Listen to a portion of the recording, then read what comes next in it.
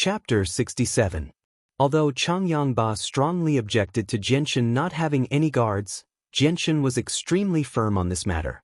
In the end, Changyangba could only agree to Jianshan's request. Once everything was discussed, Bai Dao spoke once more. According to the news I've received from the Imperial Palace, the Huayan sect has already received the news and is hurrying over to Lore City. They'll probably arrive by noon at the latest, so you should send Changyang Shoten away as soon as possible. Otherwise, it'll be too late. Everyone in the hall could not help but become stern when they heard that. Changbo stood up from his chair and said, "Then let your fourth young master pack up. I'll take him away on a hawk later." Afterward, everyone left the discussion hall. "Xianxia, let's go. Let's go to Mother's room. Mother has some things to tell you." As soon as they left the discussion hall, Bai Yuntian pulled Jianshan to her room. After entering her room, Bai Yuntian pulled Jianshan to a chair and sat down. Her face was currently covered in tears because she knew extremely well that they would not be able to see each other for a very long time after Jianshan left. At the same time, who knew how many hardships Jianshan would have to endure on the Tianyuan continent where people were sinister and the situation was complicated. Perhaps the worst-case scenario would be the last time they would see each other. "Xianxia, you're not young anymore, and you're about to leave soon. There are some things that Mother should tell you." Bai Yuntian's face was covered in crystalline tears as she said, "Xianxia, don't you find it very strange why you don't have a grandfather or a grandmother?" Jianshan nodded and said nothing. Bai Yuntian continued, "Xianxia, Mother isn't actually from the kingdom of Jessen. Instead, I'm from the Karl Empire, one of the 3 great empires on the continent. Our Bai family is a great clan that has existed for over 1,000 years in the Karl Empire. Our clan is large and our influence is far greater than the current Huayan sect. In Hellfire City of the Karl Empire, our Bai family has been the most powerful clan in Hellfire City for several hundred years. This is because your great-grandfather is a saint ruler, and other than him, there are 4 other great-grandfathers who are Heaven Saint Masters. They are all elders of the Bai family." At this point, Bai Yuntian sighed. "Unfortunately, good times don't last long. 30 years ago, when I was still young, your great-grandfather went out without any news, and he never came back. No one knew what happened. 20 years after your great-grandfather disappeared, 2 of the 4 elders of our Bai family went out to search for your great-grandfather. However, just 2 days after they left, a shocking piece of news came to our Bai family. The 2 elders who went out to search for your great-grandfather were actually killed in the wilderness." Bai Yuntian's face was filled with sorrow when she said this. This news is like a bolt out of the blue to our Bai family. The 2 elders were both Heaven Saint Masters. Even on the Tianyuan continent, they could be regarded as peak experts, but I never thought that the 2 of them would actually be killed. They did not even have the chance to escape. From this, our Bai family has realized that a powerful enemy has begun to plot against our Bai family. Perhaps your great-grandfather has already met with misfortune. It's a pity that the enemy didn't give us any time to catch our breath. On the night we learned that the 2 elders had been killed, a large group of mysterious people charged into our Bai family and began a massacre. They were extremely powerful, and the 2 remaining elders of the Bai family were unable to suppress them completely. In the end, they were killed by them. Seeing that even the 2 most powerful elders of the Bai family had died, there was no one left in the Bai family who could stop the enemy. At that time, your grandparents and a few loyal guards of the Bai family all died in battle to protect me and a group of people from the Bai family. In the end, only your uncle and I managed to escape. We hid in a small household in Hellfire City, which was how we managed to avoid being captured. Your uncle and I have been hiding for a few days. After everything calmed down, the 2 of us changed our appearances and concealed our identities. We escorted a caravan out of Hellfire City as mercenaries, and finally arrived in the kingdom of Jessen." Tears continuously flowed from Bai Yuntian's eyes, and her expression was filled with sorrow and pain. "Xianxia, the Bai family that was once incomparably glorious with thousands of people is now only the 2 of us and your uncle. You must remember that not only does the blood of Changyang Prefecture flow in your veins, half of it is also the blood of the Bai family. The continuation of our Bai family depends on you, so you must protect yourself well outside, understand? Jianshan nodded silently, but his heart was already in turmoil, unable to calm down for a long time. The impact of his mother's words on Jianshan was just too great. After a while, Jianshan finally calmed down and asked, "Mother, don't we know the identity of those mysterious people? Which faction they belong to?" Bai Yuntian shook her head. "We don't know. Your uncle and I were still young back then, so we didn't know much, so we didn't know who they were at all. The two elders of our Bai family probably knew, but they're already dead." As she spoke, Bai Yuntian took out a red brocade pouch from her bosom. She stared at it blankly, as if she was immersed in her memories. She murmured, "Before your grandfather passed away, he gave this brocade pouch to your mother. He said that this is our Bai family's heirloom, passed down from generation to generation. It has been passed down for thousands of years. He told me to take good care of it. Those mysterious people came to destroy our Bai family because of this brocade pouch." Jianshan's gaze fell on the red pouch and asked, "Mother, what's inside?" "There's only a piece of skin the size of a palm inside. As for what it's used for, I don't know." As she spoke, Bai Yuntian stuffed the red pouch into Jianshan's hands and said, "Xianxia, although this pouch only contains a piece of skin, since it's our family heirloom, it's definitely not that simple. Now that you're the only descendant of our Bai family, I should give this pouch to you. I hope you can take good care of it, but it's best if you don't take it out outside. Although it's very difficult to meet someone who knows what's inside, it's better to be safe than sorry." Jianshan tightly held the red pouch in his hands and silently nodded. Dong dong dong. At this moment, a series of knocks suddenly came from the door. Hearing the knocks, Bai Yuntian wiped the tears from her face and said, "Who is it?" There was no sound from outside. After quite a while, a voice rang out, "Sister, it's me." Jianshan became stunned when he heard the familiar voice, because he just happened to hear this voice before. It belonged to the middle-aged man called Bai Dao who had come from the imperial palace.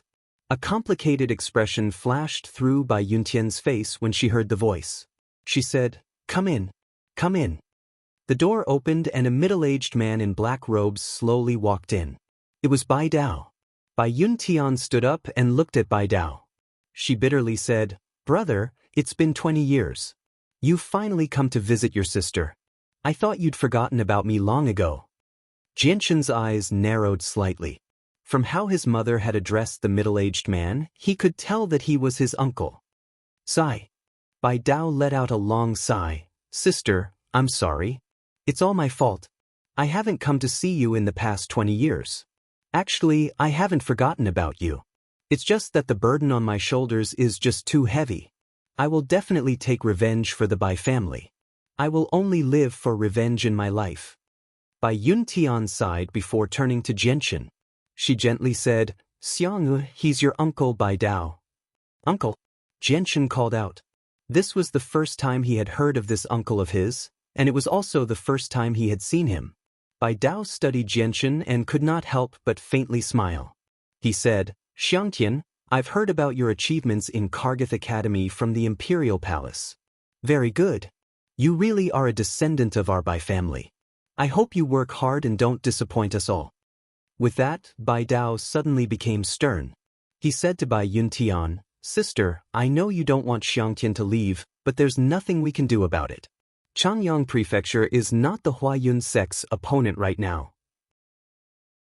If we leave Xianxia in Changyang Prefecture, not only will it be difficult to protect him, it won't bring any benefits to Changyang Prefecture either. Perhaps Changyang Prefecture will end up like my Bai family. Let's get Xianxia to leave as soon as possible. If we're too late, he won't be able to leave even if he wants to." Bai Yuntian gently nodded. She understood that the imperial family was unwilling to stand on their side.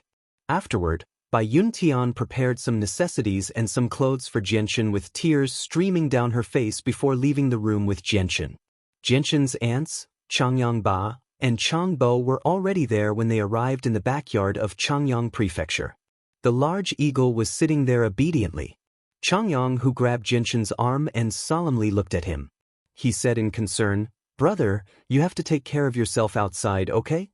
Jianshan nodded and smiled. "Don't worry, brother. I'll definitely take care of myself. But don't slack off after I leave.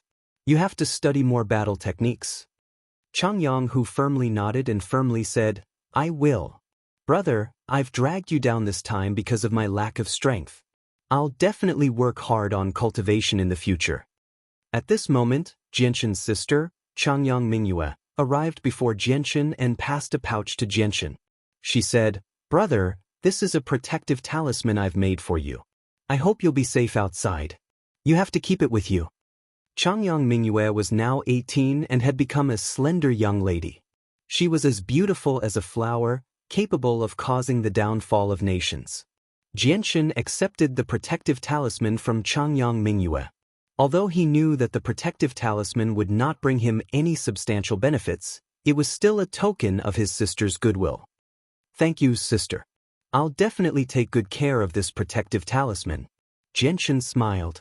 At this moment, Changyang Ba took out a ring from his bosom and said, Xianxia, I've already prepared this space ring for you.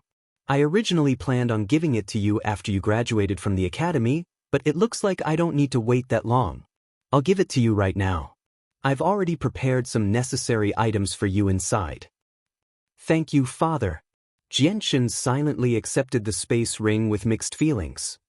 Xianxia, space rings are extremely valuable items on the Tianyuan continent. You can't reveal this space ring before you're strong enough, just in case you attract unnecessary trouble, Changyang Ba said solemnly. Chapter 68. After bidding farewell to everyone, Jianshan was led by Chang Bo onto the hawk and flew away from Lore City. Jianshan lowered his head as he sat on the back of the hawk. He stared blankly at the large city several thousand meters below. His emotions were extremely complicated. This was the second time he had left Changyang Prefecture and Lore City in the 15 years since he had arrived in this world. The first time he had left was to study in Kargath Academy, but this time was completely different. Jianshan understood that he would not be able to see his family again for a very long time after he left this time. Moreover, he would have to travel alone on the extremely dangerous Tianyuan continent that was filled with the aura of slaughter. He would have to rely on himself for everything. Jianshan did not even know if he would have the chance to see his family again in the future. After all, he had already understood the situation of the Tianyuan continent from the books. This was a world where the strong were respected. Everything on the Tianyuan continent was based on strength. It was much more dangerous than the Jianghu of his previous life. With his current strength, no one knew what would happen in the future if he were to travel on this extremely dangerous continent. Chang Bo glanced at Jianshan, who was deep in thought as he sat on the hawk. He said, Fourth young master, everything will depend on you from now on. You must be careful when you travel alone on the continent. I know what to do, Chang Bo, Jianshan replied softly without even turning his head. Chang Bo stared deeply at Jianshan and sighed inside. He did not say anything else. The hawk flew straight towards the sun that had just appeared at the horizon. The fierce wind whistled in their ears, causing Jianshan and Chang Bo's hair and clothes to flutter. The flying eagle flew past several cities and villages of various sizes. Just as the sun was about to set, the flying eagle finally flew over a small city.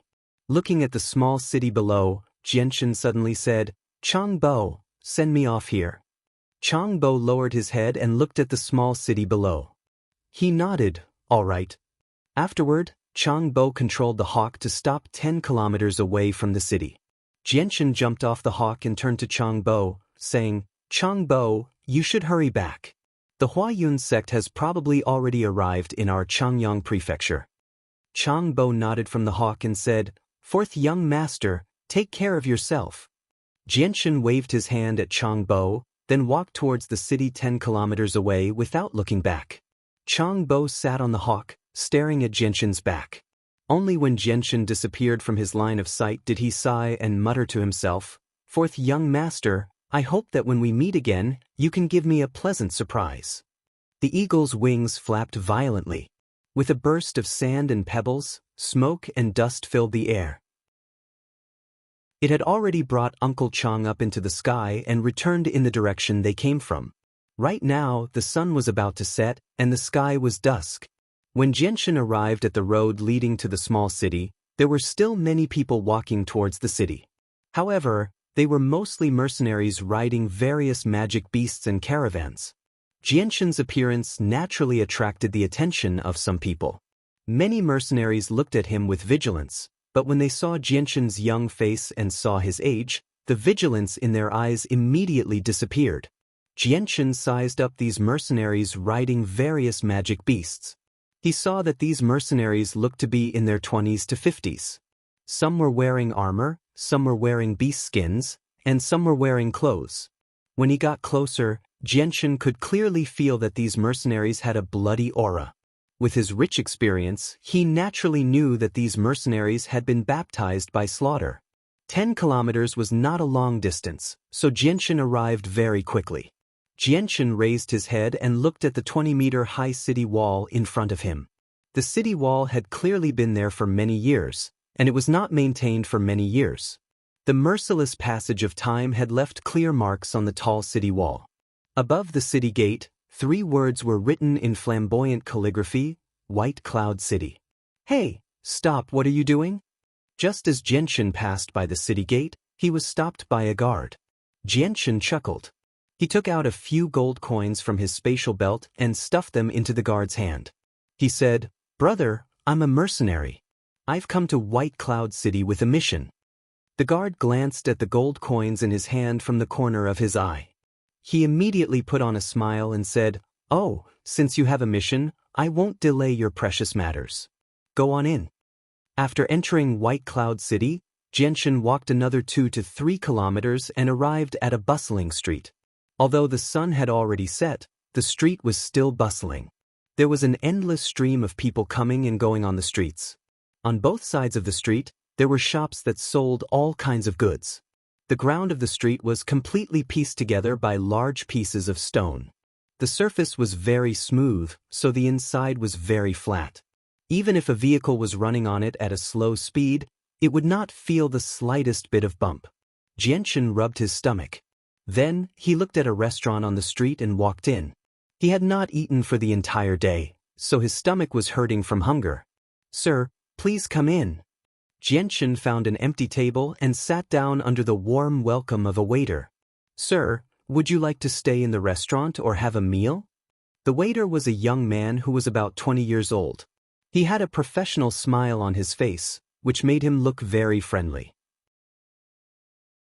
Jianshan glanced at the mercenaries who were chatting loudly in the restaurant and said calmly, "I'm going to stay in the restaurant and have a meal. What kind of food do you have here?" Then, the waiter immediately introduced Jianshan to all kinds of things in the restaurant. However, the dishes that he introduced were all the most expensive in the restaurant. This was because the waiter could already tell that Jianshan was a rich young master from the luxurious clothes that he was wearing. Jianshan did not care about the price of these dishes and casually ordered a few dishes that he had not tried before. After eating and drinking to his heart's content, Jianshan booked a medium-sized room in the restaurant and went straight into the room to rest. This restaurant was obviously not high-end. The furnishings in this medium-sized room were very simple. Compared to Changyang Prefecture, it was simply worlds apart. Other than a wooden bed made of hard wood, there was only a table and a few chairs in the room. Other than that, there was nothing else. Even so, the room was very clean. Jianshan never had the habit of being picky. This kind of room was already quite satisfactory for him. After closing the door, Jianshan walked to the bed and sat down. Then, he took out the space ring that his father gave him before he left and opened it to check the items inside. The space ring was indeed a high-grade item. The space inside was much larger than a belt. It was close to 100 square meters. In the center of the space ring, there was a small pile of items. There were not many items. Compared to the space of 100 square meters, this small pile of items could not even fill up a corner. Within the pile of items, there were several thousand purple coins that flickered with a purple light and over 10,000 gold coins that shone with a golden light. Other than these items, there was also a small pile of monster cores. There were only around 40 to 50 of them.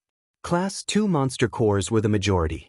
There were only around 10 Class 3 monster cores and 1 Class 4 monster core. Looking at the items in the space ring, Jianshan felt warmth in his heart for a moment. Although there were not many items, they were all very practical and just happened to be what Jianshan needed. From this, it was enough to see how much Changyangba cared about Jianshan. Jianshan carefully kept the space ring close to his chest. He did not forget what his father had told him before he left.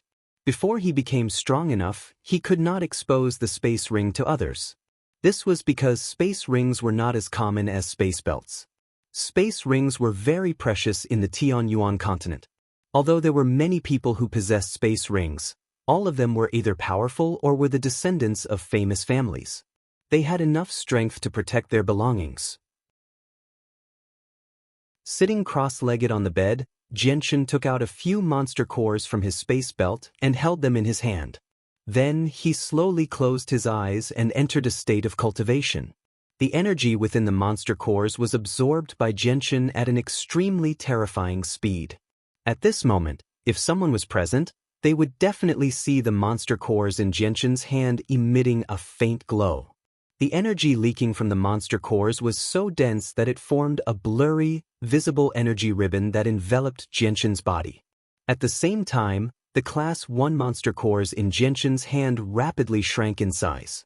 Ever since Jianshan broke through to the Saint Realm and 2 specks of light appeared in his dantian, his path of cultivation had become extremely difficult. Although the speed at which he absorbed the energy of the world had increased by more than 10 times, he only absorbed a pitiful 1% of it. Although the speed at which he absorbed the energy of the monster cores was much faster than before, the consumption of the monster cores was so great that it was not something that Jianshan could bear. It only took 2 hours for Jianshan to absorb the Class 1 monster cores in his hand. Then, Jianshan continued to take out several Class 1 monster cores from his space belt and continued to cultivate. Fortunately, he still had a few hundred Class 1 and Class 2 monster cores in his space belt. Although it was not much, it could at least sustain his cultivation for a few days. Moreover, there were more than 10 Class 3 monster cores and 2 Class 4 monster cores in the space belt that his father gave him. The next day, when the sun had risen high in the sky, Jianshan woke up from his cultivation state. That night, he had used another 40 to 50 monster cores just for cultivation alone. Sigh. Feeling the rapidly decreasing number of monster cores in his space belt, Jianshan let out a long sigh. His face was full of helplessness. The purple and green specks of light in his dantian had really brought him endless distress. After calming down, Jianshan walked out of the room and directly left the restaurant, strolling on the street outside. The morning air was particularly clear, and the fiery red sun in the sky had not yet released its scorching heat. The warm sunlight shining on one's body gave a very comfortable feeling. There were many mercenaries hurrying about on the street, and from time to time, there would be pairs of peddlers slowly flowing along the street. Chapter 69. In the Tianyuan continent, no matter which country or city it was, the mercenary union would always be built in the center of the city. Beside the mercenary union, there would always be a bank that was not much smaller than the mercenary union.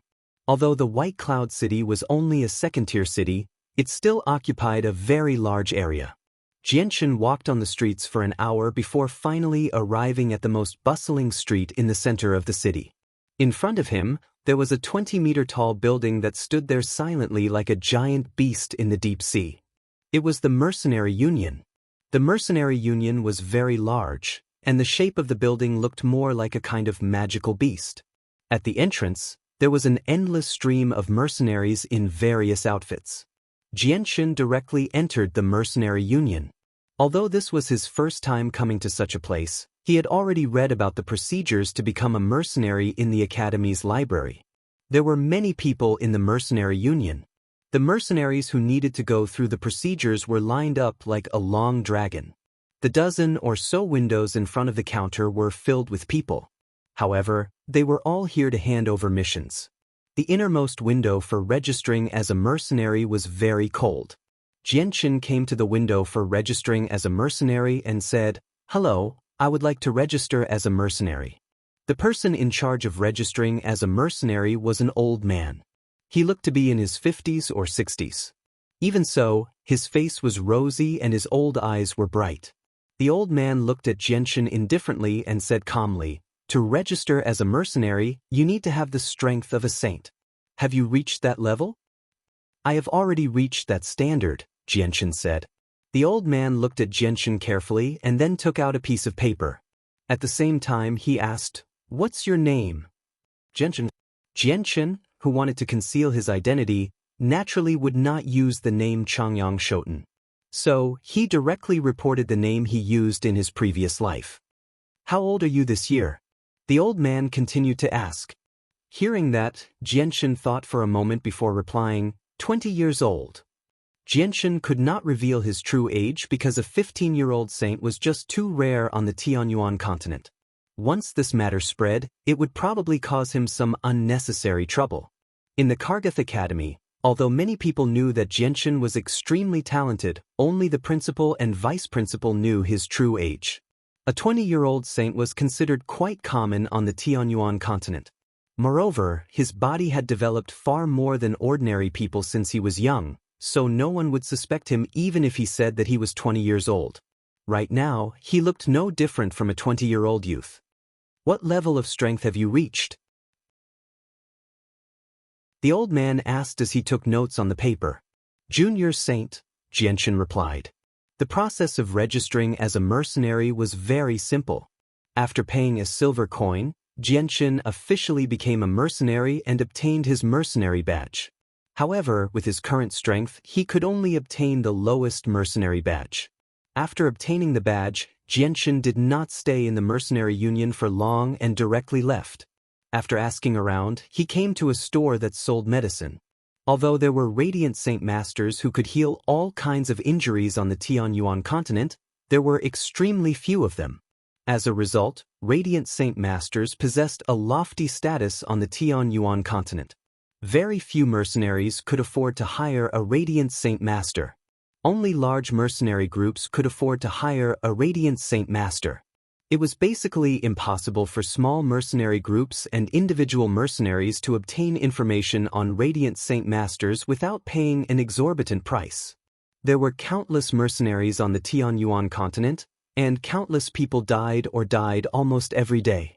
Since Radiant Saint Masters were in short supply, there was naturally a need to use medicine to heal. Although the effects of medicine were worlds apart from the healing of Radiant Saint Masters, it was accepted by most mercenaries. This was because normal medicine was extremely cheap apart from high-quality medicines. Although this pharmacy wasn't small, it was still packed with people. Moreover, this pharmacy wasn't like the mercenary union. The soundproofing facilities in the pharmacy were too good. Under the loud voices of the mercenaries, the entire pharmacy seemed to be very noisy. There were many people buying medicine in the store. There was already a long line of people. Jianshan glanced around and then stood in a line with fewer people. "May I ask what you need?" Very soon, it was Jianshan's turn. The clerk sitting at the counter greeted him warmly. "I need some herbs. Do you sell herbs here?" Jianshan asked. The shop assistant looked at Jianshan strangely. This was the first time he had encountered someone who didn't come here to buy medicine but herbs. Although he was very curious about Jianshan's request, the shop assistant still replied, "Of course we're selling. Sir, what kind of herbs do you need? As long as we have them, we can take them out." "I need qilin grass, mop grass, vanilla grass, skeleton grass, sawtooth grass, antelope flower, root flower, lily, tortoise fungus. Do you have these here?" Jianshan listed more than a dozen herbs in a single breath. The clerk nodded without any hesitation and said, "Yes, these herbs are all very common. They are not very expensive. We have all of them. May I ask how many you need?" Jianshan's face showed a trace of happiness. He directly took out a gold coin and placed it in front of the counter, saying, "Give me some of each." These herbs were all very common species. 1 gold coin was enough to buy a cart full of them. Seeing the gold coin on the table, the clerk's eyes lit up. He immediately said, "Okay, please wait for a moment. I will go get them for you now." After saying that, the clerk directly entered the store. After taking the herbs he needed, Jianshan left the store. Then, without stopping, he walked out of the city. He arrived at a small forest 10 miles away from the city. He dug up some soft mud and collected some leaves. After putting them into his space belt, he returned to White Cloud City. After buying some ordinary clothes in White Cloud City, Xianxia arrived at a secluded alley. He hid in a hidden corner and looked around. After confirming that there was no one around, Xianxia immediately took out a small portion of the herbs he had bought from the store. He first crushed the herbs into powder before mixing them with a small amount of water. After that, he added some soft mud from the deep soil. Finally, he ground a few leaves into powder and squeezed them dry. The pitiful amount of juice dripped out. Once he was done, Xianxia directly grabbed the mixture and carefully smeared it on his face. Very quickly, when Xianxia raised his head again, his appearance had completely changed. At this moment, Xianxia looked like a completely different person. Even if someone familiar with him saw his current appearance, they wouldn't be able to recognize him. This was because Xianxia's appearance now looked like a completely different person. His originally handsome face had become ordinary. Even his eyebrows and eyelashes had been modified by him, making them even shorter than before. The only thing that hadn't changed about him was his pair of magnetic eyes and his skinny figure. Xianxia didn't stop because of this. Immediately after, the silver white light wind sword appeared in his hand. His body suddenly turned around beautifully, causing his long hair to flutter in the wind. At this time, a silver light flashed and the light wind sword passed through Xianxia's head at a speed that was hard to see with the naked eye.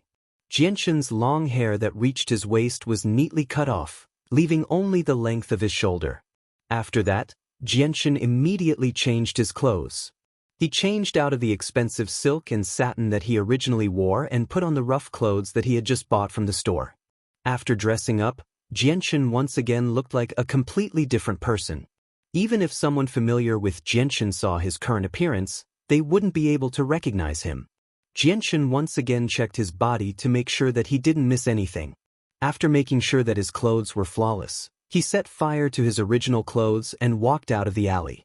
When he arrived at the Mercenary Union again, Xianxia directly went to the place where missions were accepted. The missions in the Mercenary Union were divided into 5 ranks: S, A, B, C, and D. The highest was S rank and the lowest was D. At the same time, the mercenaries were also divided into 5 ranks. Xianxia was currently only a D rank mercenary, so he could only accept D rank missions. A mercenary's rank was determined by the amount of honor you accumulated from completing missions and your own strength. AD rank mercenary's strength had to be at least at the saint level, while AC rank mercenary's strength had to be at least at the great saint level. Based on this, an S rank mercenary's strength had to be at least at the Earth Saint Master level. Even if one's strength had reached the Earth Saint Master level, without the corresponding honor points, it was impossible to become an S rank mercenary. As a result, there were no shortcuts to becoming a mercenary. There were many D rank missions, and many of them were extremely boring. If it wasn't to help someone find something lost in White Cloud City, it was to help a shop buy something or deliver something. None of these things caught Xianxia's interest. Right now, Xianxia's main goal was to find a mission that would allow him to leave the kingdom of Jesson. He knew that the Huayun sect's influence in the kingdom of Jesson was just too great. Although his disguise was flawless, no one could guarantee that his identity would be exposed and he would be hunted down by the Huayun sect. Right now, the best method was to leave the kingdom of Jesson. No matter how great the Huayun sect's influence was, it was still limited to the kingdom of Jesson. It was a pity that there were very few D-rank missions that required a mercenary to leave the country. This was because the missions that required a mercenary to leave the country were of a higher level. At the very least, they wouldn't be assigned to D-rank missions.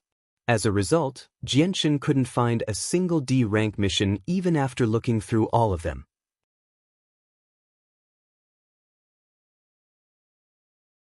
Chapter 70. After leaving the Mercenary Union, Xianxia directly arrived at a place where the merchants gathered in White Cloud City. The place was extremely spacious, so it was where the merchants stored their goods. At the same time, the place was heavily guarded, so there was no need to worry about being stolen. When Xianxia arrived, there were already many merchants bustling about. Everyone was preparing to leave. At the same time, there were many mercenaries riding various magical beasts. Of course, there were also some mercenaries riding horses. Horses were the most common and cheapest form of transportation on the Tianyuan continent. At the same time, they were also the lowest form of transportation. At this moment, a young man who was busy moving goods passed by Jianshan. Jianshan immediately extended his hand to stop him and asked, "Brother, may I ask which of these merchants are leaving the kingdom of Jessan?" The young man glanced at Jianshan in some doubt before pointing at a larger group of merchants in the distance. "That group is leaving the kingdom of Jessan." Jianshan glanced in the direction the young man was pointing at. He saw several dozen carriages filled with goods parked there.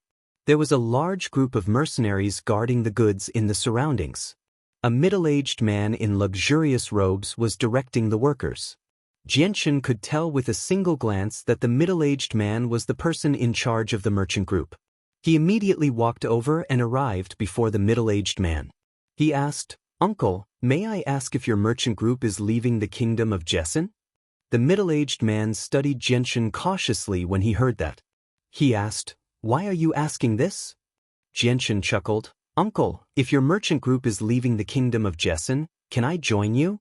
I'm not very powerful, but I'm still a first-class mercenary. I don't want any payment from you either, so is that all right?" The middle-aged man looked relieved and said indifferently, "Sure, but you have to follow us closely on the road. Also, you have to pay for the expenses along the way. We won't reimburse you for any expenses. If there are bandits blocking the way, you have to contribute and fight with us." On the Tianyuan continent, some of the weaker mercenaries would usually form groups or join large merchant groups if they wanted to travel between kingdoms. Not only was the journey between kingdoms extremely long, but it was also extremely dangerous. Not only would there be bandits on the continent at any time, but there would also be magical beasts. In certain special environments, it would even be very common to be attacked by magical beasts. As a result, almost every merchant group or mercenary group would welcome anyone who wanted to join them. Normally, they would not turn anyone away. After all, an extra person was an extra source of strength. Just a little bit of strength might be enough to save their lives. Jianshan agreed to the middle-aged man's request without any hesitation. "Our merchant group will set off in an hour. Go prepare yourself." With that, the middle-aged man no longer paid any attention to Jianshan. He continued to instruct the young men to move the goods. With that, Jianshan immediately hurried to a place in White Cloud City that specialized in selling mounts. After spending 50 gold coins on a good horse, he returned to where the merchant group had gathered and quietly waited for the merchant group to set off. An hour passed very quickly. Jianshan rode his mount and followed behind the merchant group, slowly making his way to the city gates. Although many of the mercenaries in charge of escorting the merchant group cast curious gazes at Jianshan, no one asked him about his origins. This was because this large caravan was made up of 3 medium-sized caravans. Due to the long journey and unknown dangers, the 3 caravans had hired 3 mercenary groups, and many of them were individual mercenaries. The total number of mercenaries and coachmen was no less than 500. It was normal for them to encounter unfamiliar faces. Very soon, Jianshan followed the merchant group to the gates of White Cloud City. Naturally, the person in charge of the merchant group would negotiate with the guards there. The merchant group did not stay there for long. Once they were done, the merchant group slowly set off from the city. "Wait a moment." At this moment, a middle-aged man in armor quickly walked down from the tower. He held a scroll of paper in his hand.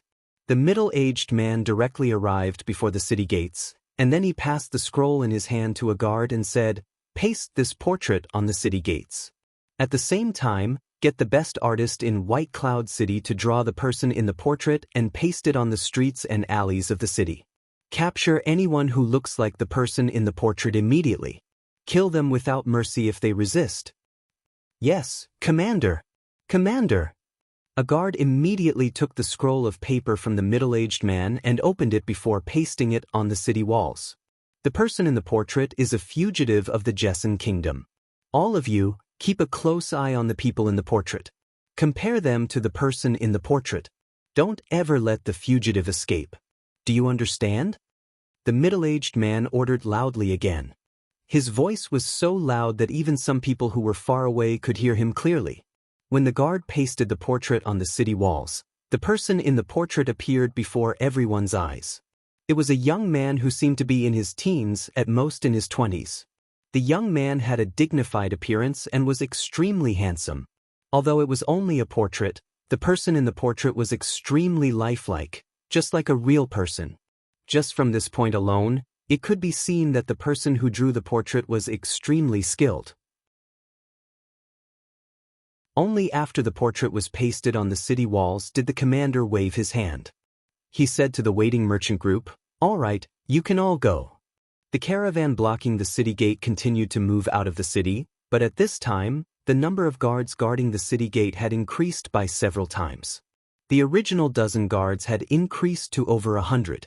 Every person entering or leaving the city gate would be stopped by the guards and then compared with the portraits pasted on the city wall. When Xianxia passed by the city gates and saw the portrait on the city walls, his gaze suddenly froze. That was because the person in the portrait was actually his original appearance. Seeing this, Xianxia couldn't help being shocked by the Huayun sect's strength. This place was over 10,000 kilometers away from Lore City. He had only left Lore City yesterday morning and arrived at White Cloud City in the evening. During this time, not only did the Huayun sect perfectly draw his appearance, they even sent it to White Cloud City in such a short time. Just this kind of efficiency was enough to cause one to tremble. Furthermore, Xianxia didn't believe that the Huayun sect only wanted him in White Cloud City. Right now, all the cities in the kingdom of Jesson had already received his wanted list. Thinking of this, Xianxia couldn't help but inwardly rejoice that he had already changed his appearance. Otherwise, if he was recognized with his current strength, it would be very difficult for him to leave White Cloud City. Xianxia rode on his horse and followed the merchant group out of the city. Just as he passed by the city gates, the guards on both sides of the gates cast sharp gazes on his face. However, Xianxia's appearance had already undergone a complete transformation. Even if someone familiar with Xianxia walked in front of him, they wouldn't be able to recognize him, let alone these guards who had never seen him before. Without any obstructions, Xianxia blended into the merchant group as a mercenary and smoothly left White Cloud City. Then, the merchant group continued to move forward along the trade route like a long dragon. This large merchant group was made up of 3 medium-sized merchant groups.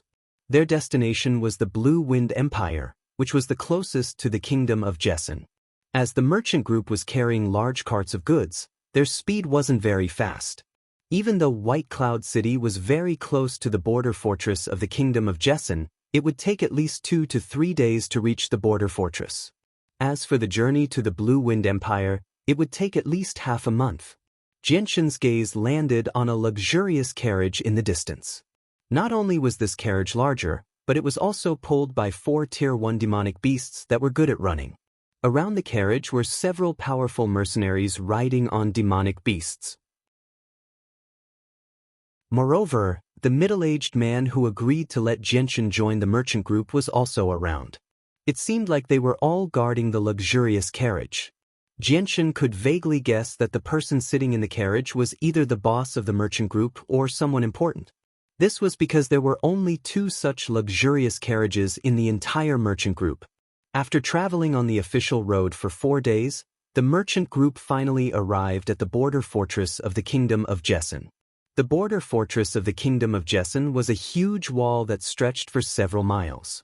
It was more than 50 meters tall and 20 meters thick. From afar, it looked like a giant dragon that was entrenched on the ground. It was an awe-inspiring sight.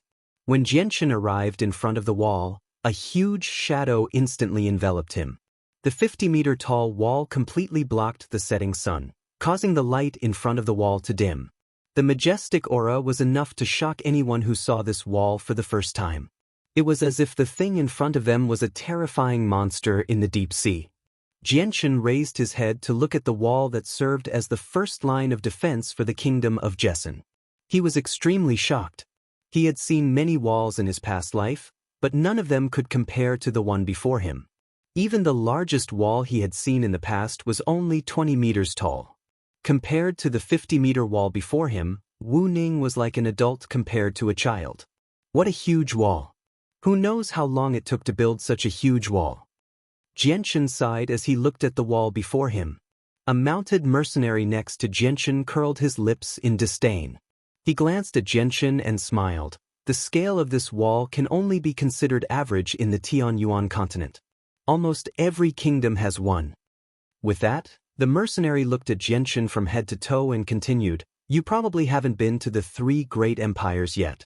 Let me tell you, the border fortresses of the 3 empires have walls that are 100 meters tall and 50 meters thick. They are much more majestic than this. This wall can't compare to them at all." Jianshan turned his head to look at the mercenary who had just spoken. He was in his 20s and had a common face. His skin was rather dark, and he wore coarse clothes. He seemed very ordinary. If there's a chance in the future, you must visit the 3 great empires. Jianshan chuckled.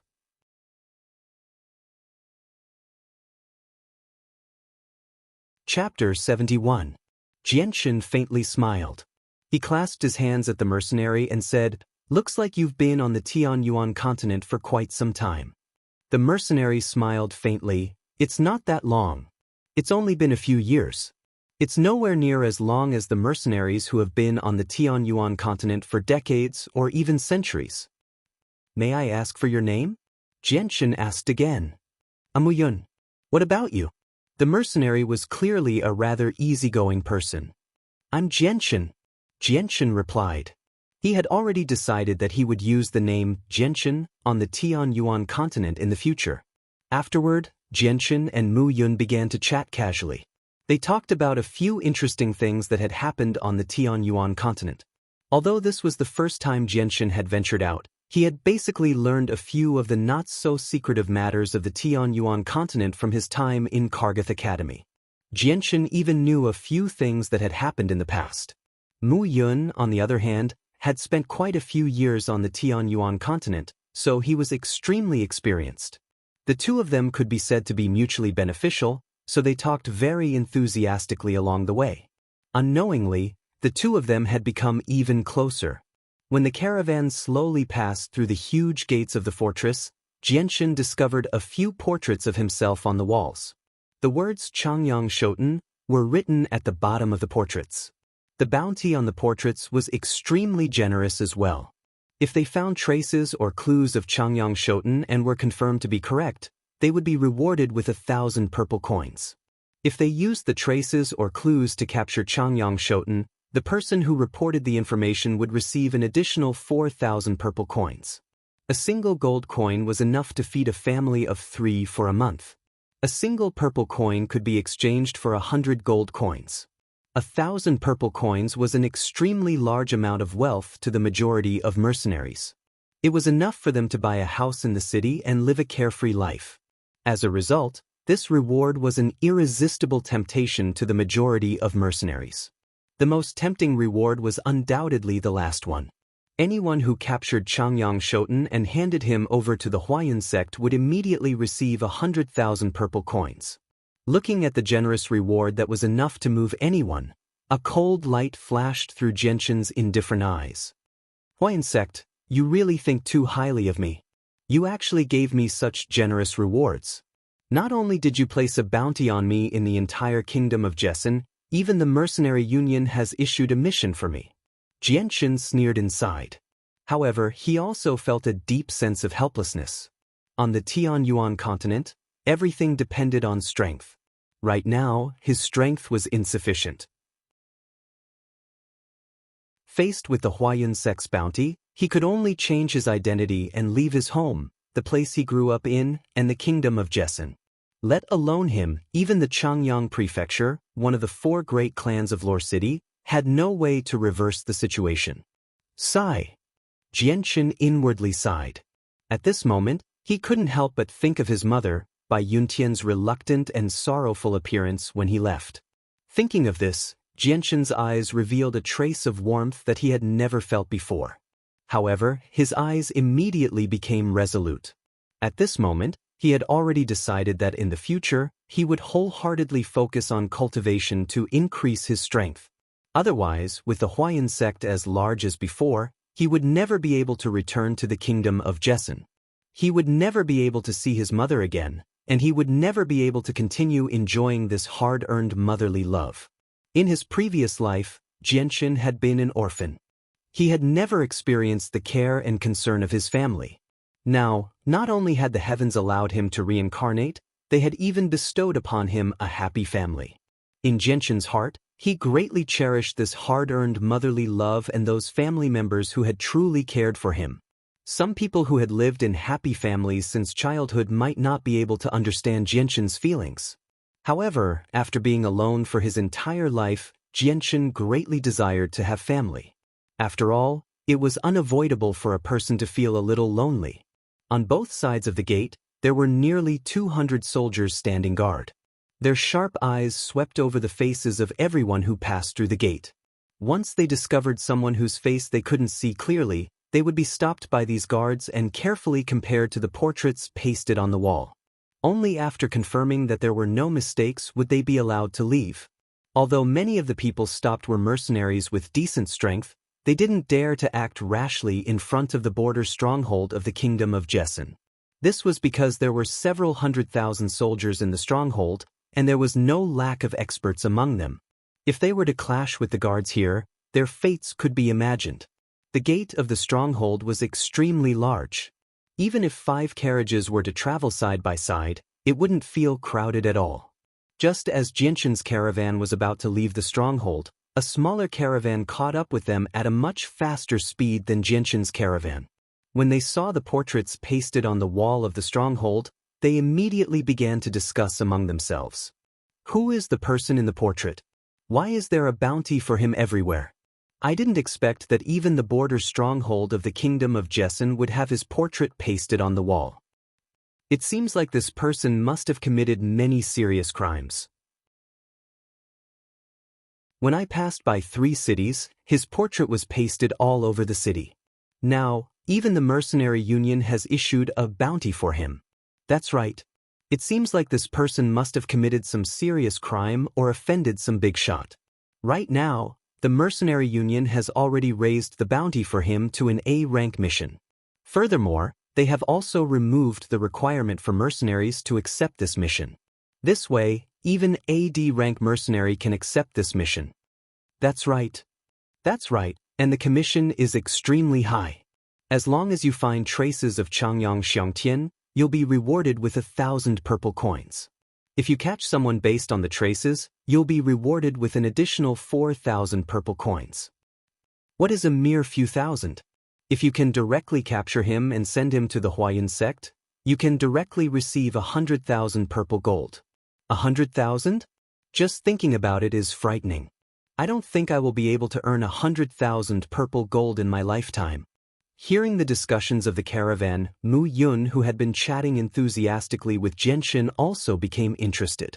Turning his head to look at the portrait pasted on the city gate, he chuckled and said, I wonder what crime this person called Changyang Shoten committed for the Huayan sect to go through so much trouble to capture him.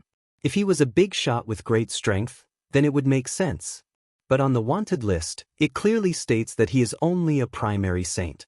This is very strange. Could it be that a primary saint could do something that would make the Huayan sect so hateful? Could it be that this person called Changyang Shoten peeked at the daughter of the Huayan sect's sect master taking a bath? Hearing Mu Yun's mutterings, Xianxia couldn't help but laugh.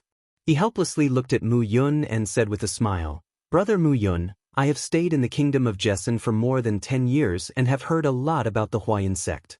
But according to what I know, the Huayan sect's sect master only has 1 son and no daughter. Peeking at the daughter of the Huayan sect's sect master taking a bath is a bit unreasonable. Mu Yun rolled his eyes at Xianxia and said, What do you know? Who said that the Huayan sect's sect master doesn't have a daughter? Perhaps he just happens to have one. It's just that the outside world doesn't know about it. Xianxia helplessly shook his head. In his heart, he decided not to continue discussing the matter of whether or not the Huayan sect's sect master had a daughter. The caravan didn't encounter any obstructions and smoothly left the stronghold. After Jianxin's disguise, no one could recognize his true appearance. Moreover, this disguise technique was very high.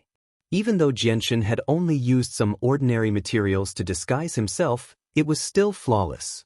No one could see through his disguise. Moreover, this disguise technique was something that had been passed down in Jianxin's previous world. Although it seemed simple, it was actually very profound and not easy to learn. In this world, there was probably no such disguise technique, so naturally no one would think of it.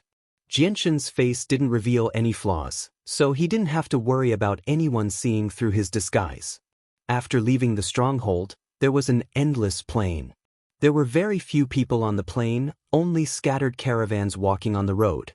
This plain wasn't under the jurisdiction of any empire and was a chaotic area. This led to the frequent appearance of bandits and robbers.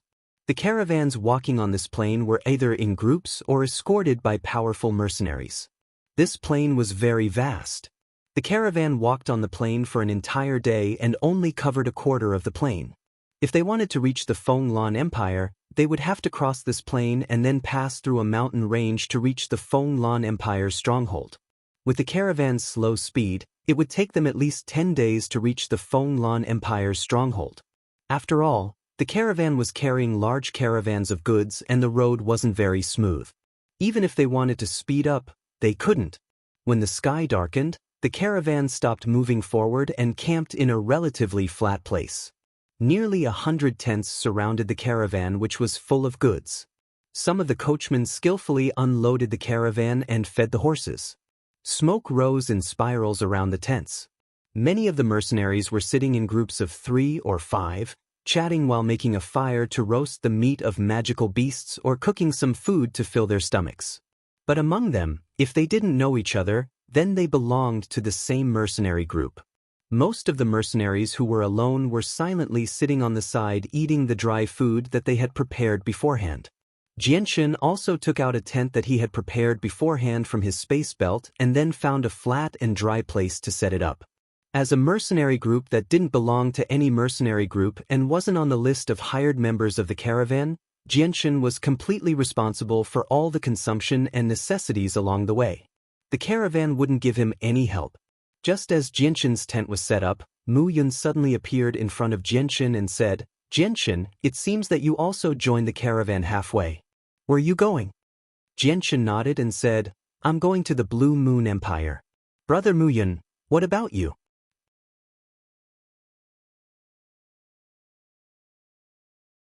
Chapter 72. At night, Jianxin entered his tent after eating some rations.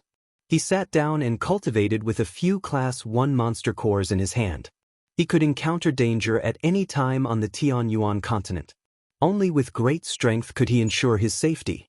As a result, Jianxin did not want to waste any time on increasing his strength.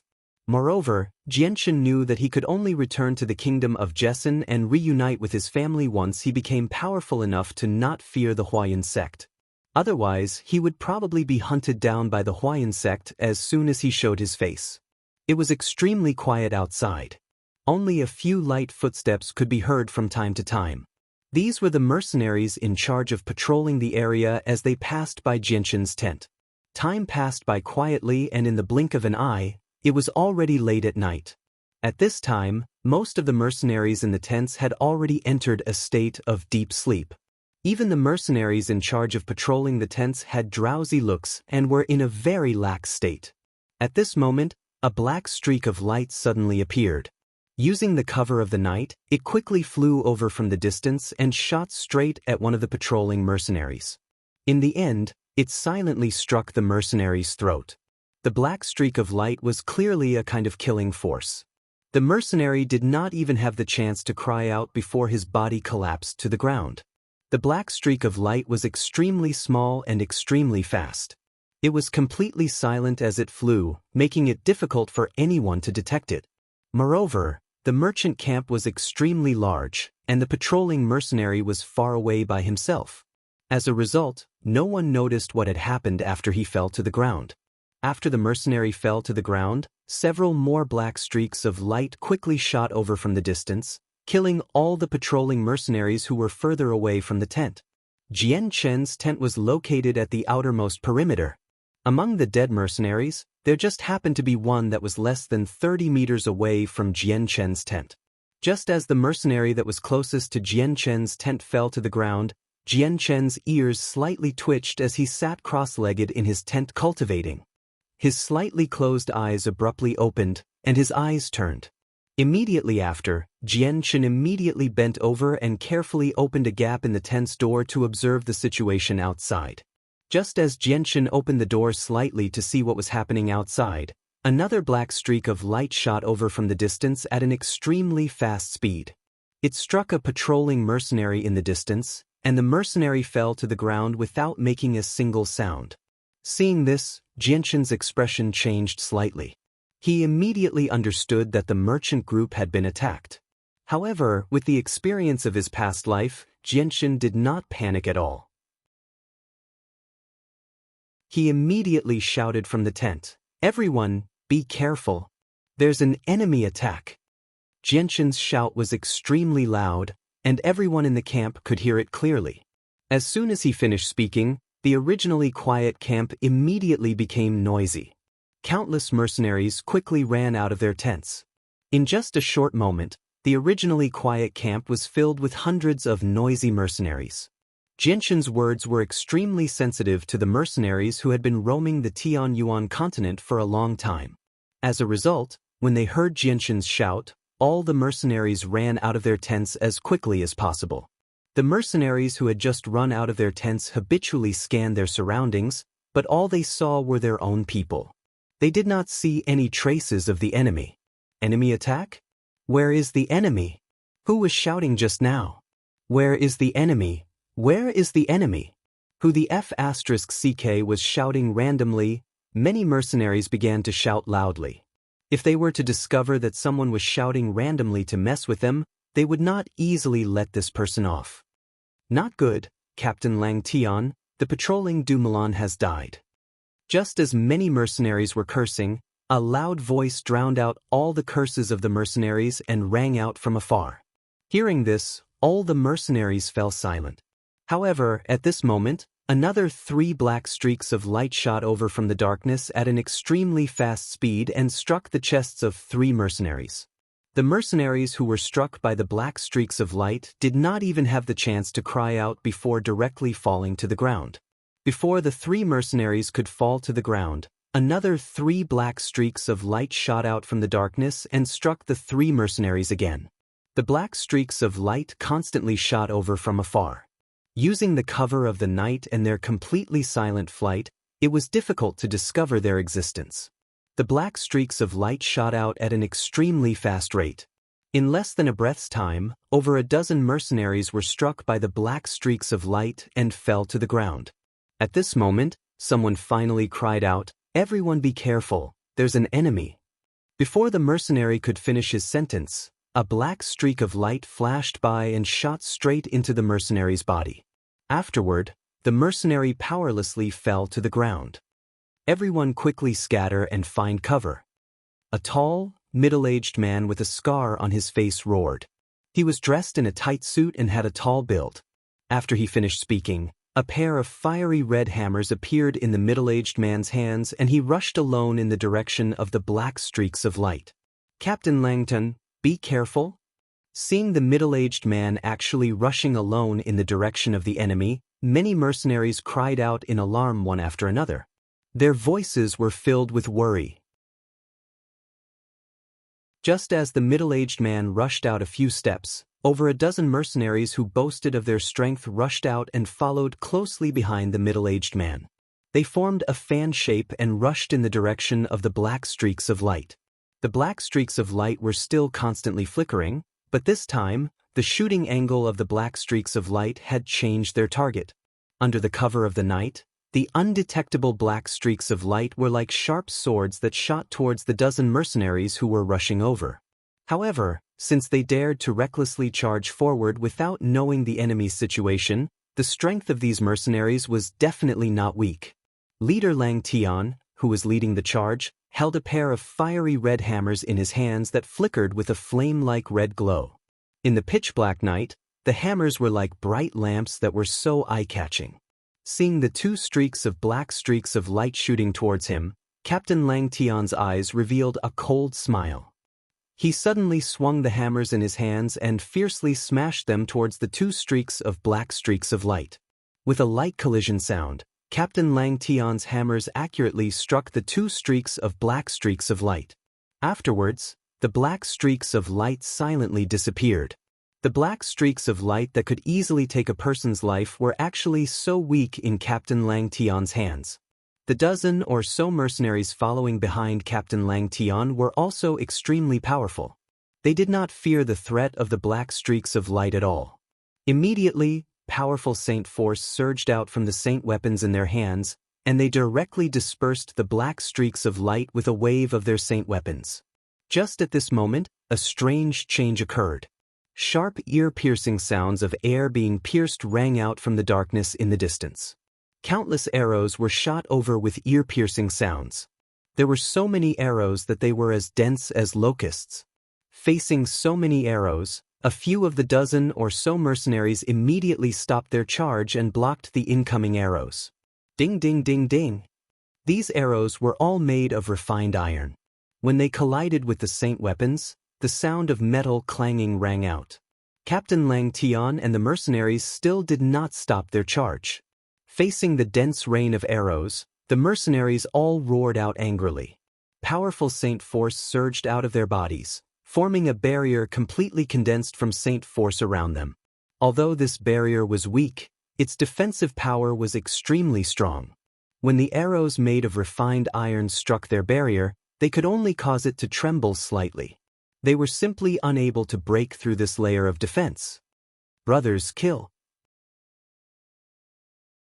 Just as the powerful mercenaries were about to charge into the enemy's camp, a loud and clear shout rang out from the darkness in the distance. Following the shout, earth-shaking battle cries rang out. In the darkness, a large number of black figures could be faintly seen suddenly appearing, rapidly charging towards the caravan's camp. The bandits have appeared. Everyone, prepare your bows and arrows. In the mercenary camp, a mercenary loudly shouted. Hearing this, many mercenaries immediately took out the iron longbows on their backs and nocked arrows. They aimed at the black figures in the distance, waiting for the bandits to enter the range of their arrows. Xianxia stood at the periphery of the group of mercenaries and looked at the black figures in the distance. His expression became a little solemn. Although the bandits were still far away from the camp and visibility was very low due to the darkness, with his eyesight and experience, he immediately determined that there were at least a few hundred bandits. They were not much fewer than the mercenaries in the caravan.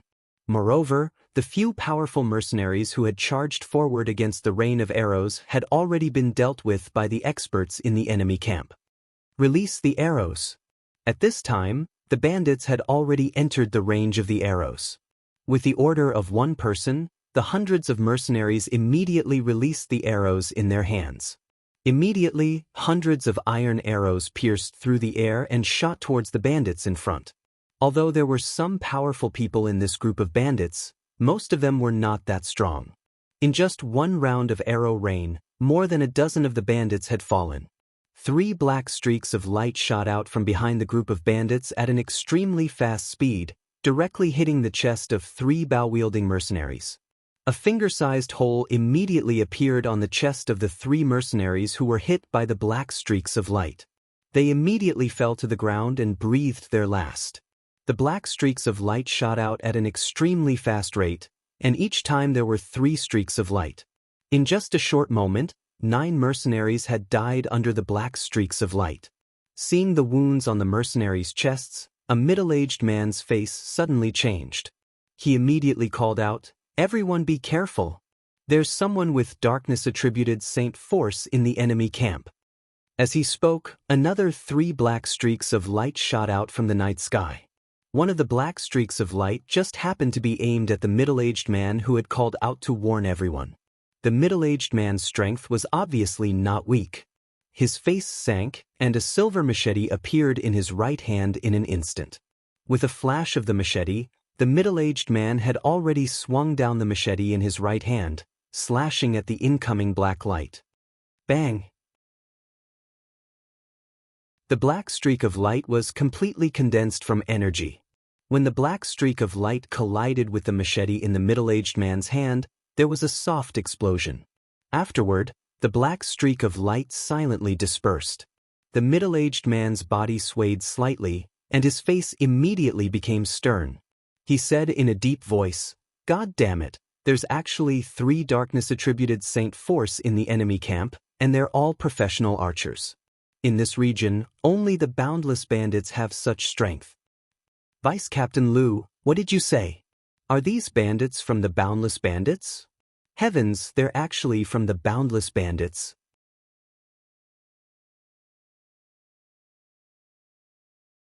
Chapter 73. As soon as they heard the words Boundless Bandits, all the mercenaries' expressions changed drastically. Boundless Bandits. Jianshan's brows furrowed deeply. He was no stranger to the Boundless Bandits. Back then, whether it was in the library of Changyang Prefecture or in the library of Kargath Academy, he had read about the Boundless Bandits. According to the description of the Boundless Bandits in the books, they were extremely powerful and had existed for over 200 years.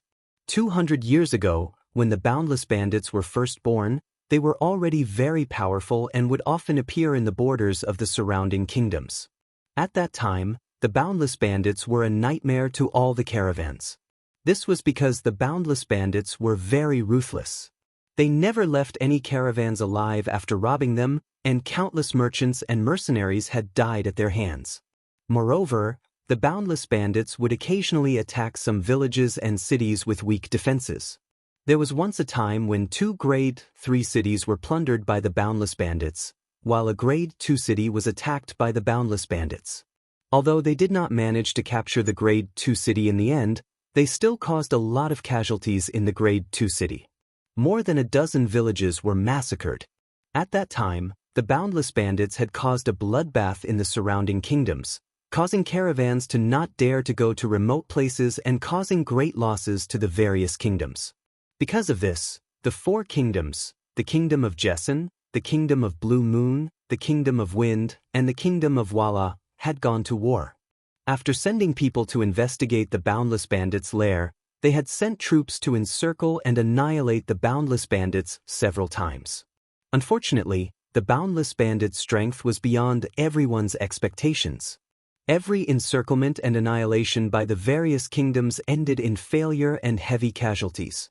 After a few failed encirclements and annihilations, the various kingdoms actually sent out a top expert at the same time. A total of 4 top experts were gathered to head to the Boundless Bandits' stronghold, the Boundless Mountains. Not long after the top experts of the 4 kingdoms entered the Boundless Mountains, an earth-shattering explosion was heard from the depths of the mountains. The entire Boundless Mountains shook and collapsed. The explosion lasted for a full day and night before it gradually calmed down. During this time, 6 towering peaks of the Boundless Mountains collapsed. When the top experts of the 4 kingdoms came out, the 4 of them did not look very good. They left without saying anything. Within a day, the commanders of the 4 kingdoms who encircled the Boundless Mountains received an order from the king to immediately withdraw their troops and stop the encirclement and annihilation of the Boundless Mountains. Although no one saw with their own eyes what happened after the top experts of the 4 kingdoms entered the depths of the Boundless Mountains, anyone with half a brain could guess what exactly happened. This outcome was unacceptable to all the mercenaries and merchant groups. From then on, the Boundless Bandits' reputation rose to a peak. In the hearts of some mercenaries and merchants, the Boundless Bandits had become the incarnation of the Grim Reaper, deterring the surrounding kingdoms. However, the only thing that made everyone feel fortunate was that after the incident with the top experts of the 4 kingdoms, the Boundless Bandits had become much more low-key. Although there were still many merchants and mercenaries who died in their hands every year, the Boundless Bandits' appearance was not as frequent as before. They would only appear once a month and their methods were not as ruthless as before. This gave many merchants a chance to survive. However, the only downside was that the Boundless Bandits' appearance was uncertain. Therefore, even if some merchant groups wanted to avoid the Boundless Bandits, they could not figure out the exact time. Damn it, So what if it's the Boundless Bandits? I'll still chop off their heads. A mercenary glared at the Boundless Bandits in the distance with eyes full of hatred, not showing the slightest fear. In addition to him, many other mercenaries were also looking at the Boundless Bandits with eyes full of deep hatred and resentment. The Boundless Bandits had run amok in this area, robbing countless merchant groups and killing countless merchants and mercenaries over the years. Therefore, many of these mercenaries had relatives and friends who had died in the hands of the Boundless Bandits. In the hearts of these mercenaries, there was only deep hatred for the Boundless Bandits, and not the slightest bit of fear. As mercenaries who lived on the edge of the blade all year round, there were also many hot-blooded and unyielding men among them. Not everyone was afraid of death. More than a decade ago, my father died in the hands of the Boundless Bandits. Today, I'll avenge my father. A mercenary in his 20s stared at the approaching Boundless mercenary group with bloodshot eyes. His tone was filled with grief, indignation, and intense hatred. A burly man with a valiant body and a bare upper body had eyes full of strong killing intent. He gritted his teeth and said, "Boundless Bandits, you killed my elder brother 5 years ago. Today, even if I have to sacrifice my life, I'll drag you down with me and avenge my elder brother." The black light was still flashing. In just a short while, a few more mercenaries who were shooting arrows fell under this strange black light. The rest of the mercenaries found cover to avoid the black light, which was difficult to guard against, while shooting arrows at the rapidly approaching bandits. Seeing that the bandits were getting closer and closer, many of the mercenaries began to panic. The name Boundless Bandits had a huge impact on them.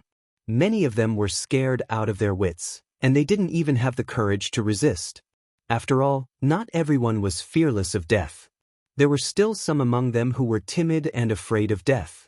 Noticing the situation of the mercenaries, a middle-aged man had a look of worry in his eyes. He shouted, "Don't be afraid, everyone. This is just a small unit of the Boundless Bandits. They are not necessarily stronger than us. As long as we work together, we will definitely be able to defeat them. Otherwise, the only thing that awaits us is death. Brothers, let's give it our all for the sake of survival." Hearing the middle-aged man's words, some of the cowardly mercenaries couldn't help but feel emboldened. These words were extremely motivating to some of them. Only by fighting would there be hope for survival. At this moment, the strong desire to survive made many of the mercenaries abandon the fear in their hearts and decide to fight to the death. The mercenaries tried their best to dodge the black light that was shooting at them from afar while shooting at the bandits in front of them with their bows and arrows. After nearly 100 people fell, the Boundless Bandits finally arrived in front of a group of mercenaries. At this time, the bows in the mercenaries' hands had already lost their effectiveness. All of the mercenaries abandoned their bows and arrows and summoned their holy weapons to fight the Boundless Bandits.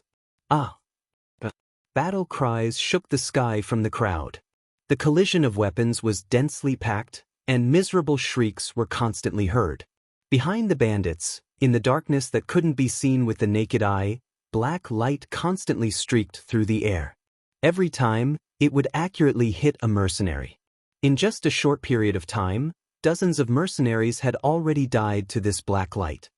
Leader and the others are being held back by the enemy experts. Carlo, Gusingmir, the three of you come with me. We must hold back the 3 people hiding in the dark and shooting arrows. In the chaotic battlefield, a mercenary in armor shouted.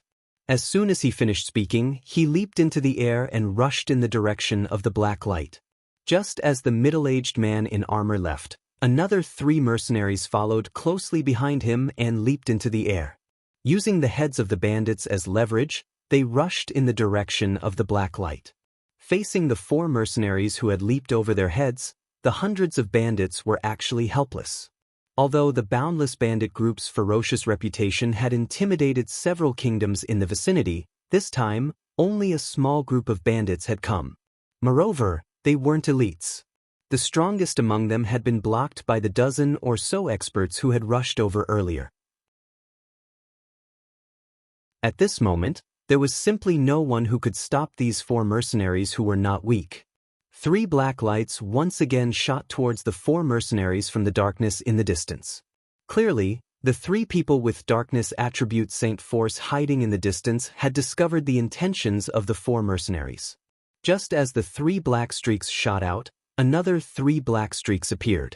A total of 6 streaks of black streaks lined up in 2 rows and shot towards the 4 mercenaries at an extremely fast speed without making a sound. The strength of these 4 mercenaries wasn't weak. They were far stronger than the mercenaries on guard duty. A weapon appeared in their hands at the same time, and they swung their weapons at the incoming black light. When the 2 collided, the black light shattered and dissipated.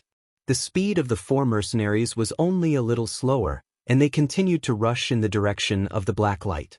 The 4 of them were very clear that if they didn't get rid of the 3 people hiding in the dark, it would bring a huge loss to their camp. Although the 3 mercenary groups had several hundred people in total, they could only be regarded as a low-level mercenary group in the mercenary world of the Tianyuan continent.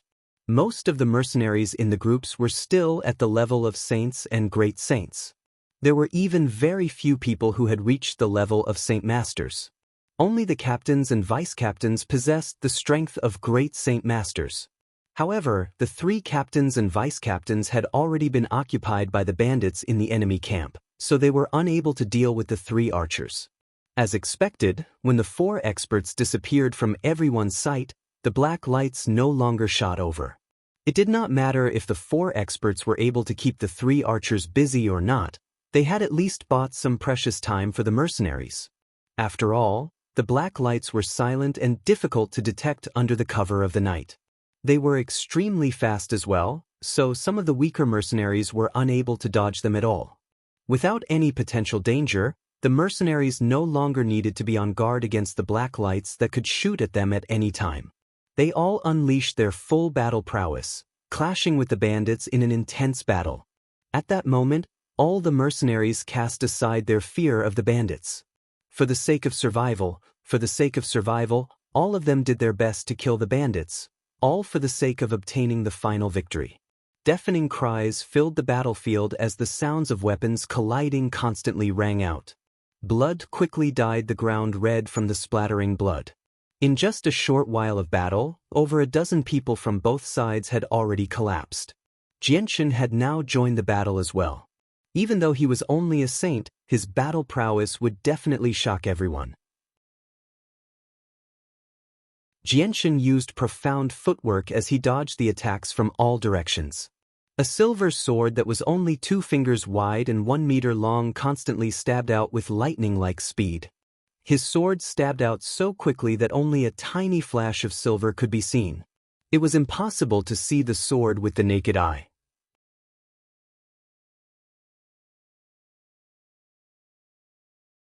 Chapter 74. Xianxia was dealing with a group of enemies on his own. The constant blood-curdling screams and the bloody scene in front of him had already become a common sight to him. It didn't leave any impression on him at all. Xianxia's sword continued to stab out as the boundless bandits fell one by one. In front of Xianxia's lightning-fast swordsmanship, the bandits who were on the same level as Xianxia simply couldn't last more than 3 moves. There were even quite a few who were directly stabbed in the throat by Xianxia. Although Xianxia's strength could only be considered as the weakest amongst the mercenaries, but in terms of the number of bandits he had killed, no one could compare to him. In just a few breaths of time, more than a dozen bandits had fallen under Xianxia's sword. Xianxia's silver-white light wind sword was already stained red with blood. Even so, Xianxia's coarse clothes were still clean and neat.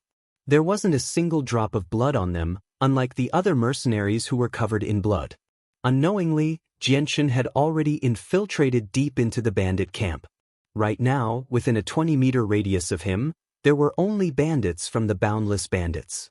There wasn't a single mercenary present, and the mercenaries were all grouped up in groups of 3 to 5 to fight against the bandits. Kill! 3 bandits who were closest to Xianxia let out a battle cry as they rushed towards Xianxia. Raising their weapons, they slashed towards Xianxia's head. Xianxia quickly took a step forward. His movements were like that of a ghost as he arrived in front of one of the bandits. At the same time, the light wind sword in his hand became a red ray of light as it pierced towards the bandit's throat. Xianxia was already proficient in fast swordsmanship, so the speed of his sword was even faster. The bandit didn't even have time to react. All he could see was a red ray of light flashing past his throat. After that, he felt a slight numbness in his throat. It was as if something was blocking his throat, making it difficult for him to breathe. Following that, fresh red blood began to flow from his neck. The bandit didn't even have the chance to make a sound as his body slowly fell backwards. At the last moment, the bandit didn't even understand how he died. Perhaps, he didn't even know that his throat had been pierced by Xianxia's lightning-fast sword. This was because Xianxia's swordsmanship was so fast that the bandit didn't even have time to react. Moreover, when the thin sword pierced through his throat, the bandit didn't feel any pain at all. After the light wind sword pierced through the bandit's throat, Xianxia's movements didn't slow down at all. At this time, the other two bandits were already in front of him, their weapons already slashing towards his body. Facing the attacks of the two bandits, Xianxia's expression didn't reveal the slightest trace of panic. His face was as calm as water as he immediately pulled out the light wind sword from the bandit's throat. With a mysterious footwork, his body moved 2 meters to the side like a ghost, dodging the attacks of the two bandits. At the same time, the blood-stained light wind sword in his hand pierced towards the throat of one of the bandits at a speed that the naked eye couldn't follow. The light wind sword didn't meet with any resistance and easily avoided the reaction of the bandit, stabbing deep into his throat. Just as the light wind sword was about to pierce the throat of the bandit, Xianxia immediately pulled it out and stabbed towards the third bandit. Every strike of Xianxia's sword was extremely fast, to the point that the naked eye couldn't follow it. Almost no one in the same realm as him would be able to dodge his sword. As for the third bandit, he couldn't even see the shadow of the sword before the light wind sword had already pierced through his throat. To Xianxia, killing people was already a common occurrence. The bloody scene in front of him was already a common occurrence, so he didn't even bat an eyelid. After dealing with the bandits, Xianxia didn't stop and continued to stab the bandits around him with his light wind sword. The battle was very fierce. At this critical moment that concerned their lives, no one could stay out of it. Even the coachmen who had not reached the Saint Realm had gathered in groups of 3 to 5. They gathered their strength and cooperated with some mercenaries to attack the bandits who were alone. The intense battle caused the number of people on both sides to decrease rapidly. Whether it was the bandits or the mercenaries, they all suffered extremely heavy casualties. Aside from Xianxia, who still maintained his clean clothes, everyone else was covered in blood. There were even a few people who were completely bathed in blood. They seemed like people made of blood, and their bodies were covered in wounds of various sizes. Although the bandits outnumbered the mercenaries by a lot, their individual strength and teamwork were far inferior to the mercenaries. As the two sides fought, the number of people who died was much higher than the number of mercenaries. Even so, the number of people on both sides could barely maintain a balance. Xianxia continued to weave through the bandits, calmly dodging the attacks coming from all directions. The light wind sword in his hand was completely stained with blood, and with every stab, it would either directly hit the heart of a bandit, killing them, or leave a deep wound on their body. The surrounding bandits couldn't do anything to Xianxia. Not only were they unable to see Xianxia's sword, they couldn't even hit him with their weapons. This was because there were many times when their weapons were about to hit Xianxia would always be able to dodge by a hair's breadth. As a result, the bandits couldn't even touch Xianxia's clothes. Instead, more and more people fell to Xianxia's sword. More and more bandits died at Xianxia's hands. Gradually, the surrounding bandits began to realize how powerful Xianxia was, and began to deliberately distance themselves from him. After all, in a situation where they were no match for him, no one was willing to throw away their lives for nothing. "Sire, you have good skills. Let me have a go at you." At this time, a deep voice entered Xianxia's ears. Just as the voice fell, a light green light shot towards Xianxia at an extremely fast speed. Feeling the speed of the light green light and the powerful energy it emitted, Xianxia's expression suddenly changed. Just from this attack, he could tell that this person was very strong. so strong that even with his current strength, he didn't dare to face this person head-on. Otherwise, he was afraid that this person's attack would be enough to injure him. This light green light was very fast. In an instant, it had arrived in front of Jianshan. At the same time, Jianshan's expression became very dignified. He immediately controlled his body and tried his best to dodge to the side. The light green light almost brushed past Jianshan's shoulder and fiercely bombarded the ground. With a loud boom, a deep hole was created in the ground. Jianshan's figure quickly retreated and immediately pulled away from the opponent. In the blink of an eye, he had retreated 5 zhang away. When he stopped, Jianshan raised his head and looked. Although it was now dark, with the help of the stubbornly burning bonfire in the distance and his extraordinary eyesight, he could still clearly see the person in front of him. He saw that the person was a middle-aged man of about 30 or 40 years old. The middle-aged man had an average build and didn't look very strong. His appearance was also very ordinary. Coupled with the cloth clothes he was wearing, he looked like a very ordinary person. If you removed the large glaive in his right hand that was emitting a faint green light, then this middle-aged man in front of him looked like a completely ordinary person. There was nothing about him that could attract attention. Just as Jianshan was sizing up this middle-aged man, the middle-aged man's calm gaze was also sizing up Jianshan. At the same time, the middle-aged man said, "Your strength is very good. Your opponent should be me." The middle-aged man's voice was very calm. His gaze was fixed on Jianshan as if there was only Jianshan in his eyes. He showed an indifferent expression to the sounds of killing all around him. Jianshan looked around and observed the surroundings. This middle-aged man clearly had quite a high status among the bandits. Ever since he appeared, all the bandits within a certain range of Jianshan all avoided him. Even though there were quite a few bandits around Jianshan, when they saw the middle-aged man facing off against Jianshan, none of them dared to approach him. They all went to find other mercenaries to fight. Jianshan's face became stern. He knew that this battle was definitely the first battle of life and death since he had come to this world. Even though he had gone through hundreds of battles and was confident that he was invincible among those of the same level, Jianshan did not have much confidence in killing this middle-aged man. Just from the strength of the middle-aged man's attack, Jianshan could tell that the middle-aged man's strength far exceeded his own. At the same time, the middle-aged man also possessed wind-attributed saint force. In terms of speed, he was no slower than Jianshan. The middle-aged man stared at Jianshan as he slowly picked up the large glaive that was slightly taller than him. A faint azure light revolved around the glaive as strands of wind revolved around the middle-aged man's body. Noticing the middle-aged man's movements, Jianshan's mind was on high alert as well.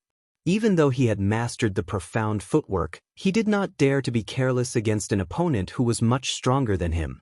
Moreover, the opponent had saint force of the wind attribute and specialized in speed. Ha! Suddenly, the middle-aged man let out an explosive roar as he rushed towards Jianshan. The middle-aged man's speed was extremely fast and arrived in front of Jianshan in the blink of an eye. His glaive glowed with a brilliant azure light as it slashed towards Jianshan's neck at a speed that was hard to see with the naked eye. Jianshan's head was slightly tilted to the side as the glaive brushed past his head. After the glaive passed, a few strands of black hair slowly fell to the ground. At the same time that his head was tilted to the side, Jianshan's body suddenly crouched as he took a large step forward. His body quickly leaned forward as he closed the distance between him and the middle-aged man. The light wind sword in his hand formed a blood-red ray of light as it pierced towards the middle-aged man's heart with lightning speed. Facing a middle-aged man who was much stronger than him, Jianshan had already used all of his strength in this attack. He didn't hold back in the slightest. The speed of the sword was so fast that it had almost reached the limit of what Jianshan was capable of. In an instant, the tip of the light wind sword had already reached the middle-aged man's chest. At the tip of the sword, Jianshan's sword chi had already pierced through the man's body. Seeing the tip of the light wind sword about to reach his chest, the middle-aged man's face changed greatly as his eyes were filled with disbelief. However, the middle-aged man's reaction was also very quick. At this critical moment, A large amount of Saint force was released from his body and formed a powerful shockwave that collided with the light wind sword that was about to reach his chest. At the same time, a portion of the Saint force formed a seemingly weak but extremely sturdy barrier around his body.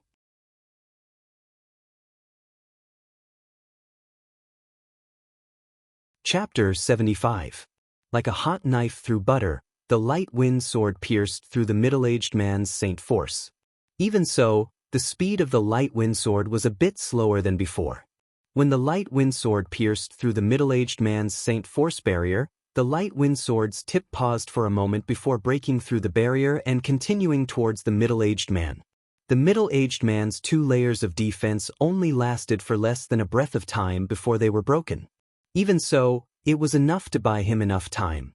By the time the light wind sword broke through the 2 layers of defense, the middle-aged man had already retreated a few meters away with the help of his wind-attributed Saint force.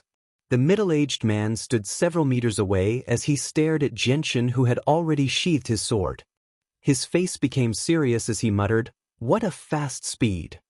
Xianxia calmly stared at the middle-aged man without saying a word. In his heart, he felt that it was a pity. That sword strike just now was already the limit of his strength. Moreover, it was also the fastest speed he could achieve. If his full-strength attack was dodged by the middle-aged man, then it would be very difficult for him to kill the middle-aged man. After all, the middle-aged man's strength was much higher than his own. Moreover, he had the Saint force of the wind element and was an expert in speed. It could be said that Xianxia had already lost the upper hand against the middle-aged man. No matter how exquisite his swordsmanship was, it would all be useless if it was not so fast that the opponent could not react to it. Moreover, Xianxia did not dare to clash with the middle-aged man in a head-on battle when the difference in strength was so great. Your strength should have reached the level of a Saint Master, right? Xianxia calmly stared at the middle-aged man and asked. The middle-aged man didn't hide anything and said, "Correct, my strength is indeed at the intermediate Saint Master level." The middle-aged man paused for a moment as he stared at Xianxia with a strange light in his eyes and asked, "You aren't very strong and your Saint force isn't of the wind element, but your sword strike just now was so fast that even I almost couldn't dodge it. I don't know how you managed to achieve such speed."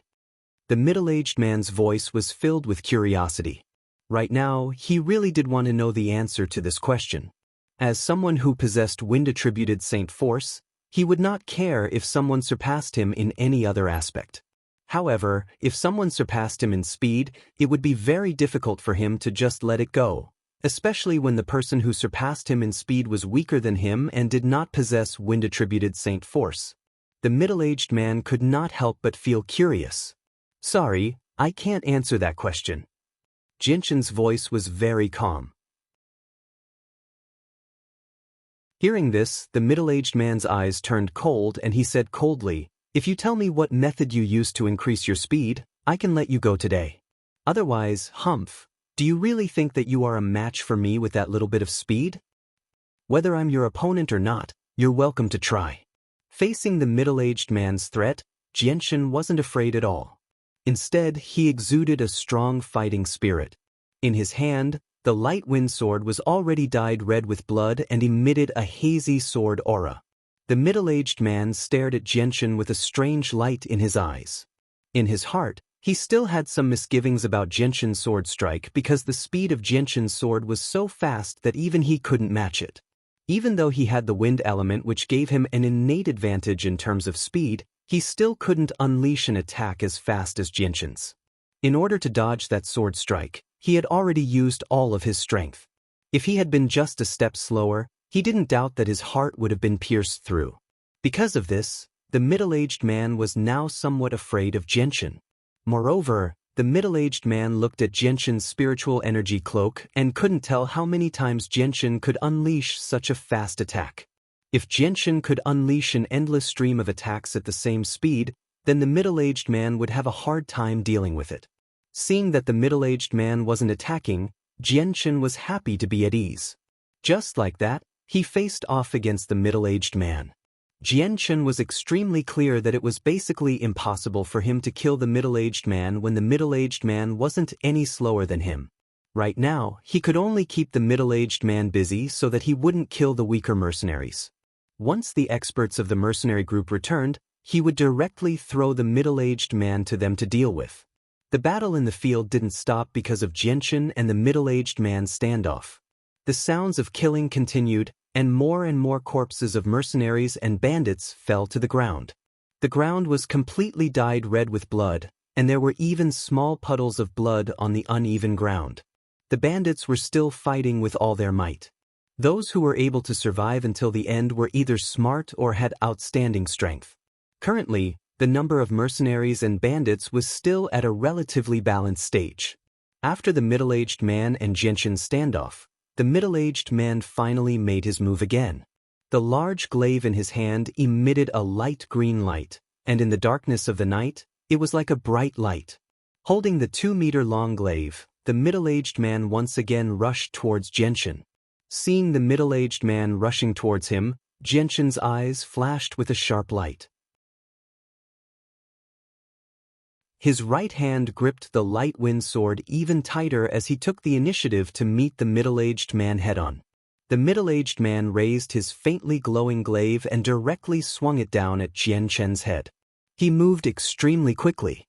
Facing the attack of a mid-level Saint Master, Jianchen didn't plan to meet it head-on. Instead, he nimbly dodged the attack and counterattacked.